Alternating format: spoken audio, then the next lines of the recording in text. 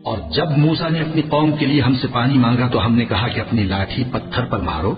उन्होंने लाठी मारी तो उसमें से 12 चश्मे फूट निकले और तमाम लोगों ने अपना अपना घाट मालूम करके पानी पी लिया। हमने हुक्म दिया कि अल्लाह की अता फरमाई हुई रोजी खाओ और पियो और जमीन में फसाद न करते फिरना।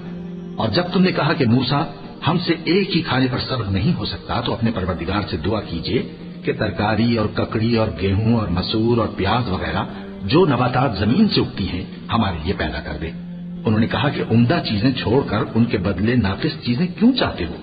अगर यही चीजें मतलूब हैं तो किसी शहर में जा उतरो, वहां जो मांगते हो मिल जाएगा। और आखिरकार जिल्लत रुसवाई और मोहताजी और बेनवाई उनसे चिमटा दी गई और वो अल्लाह के गजब में गिरफ्तार हो गए।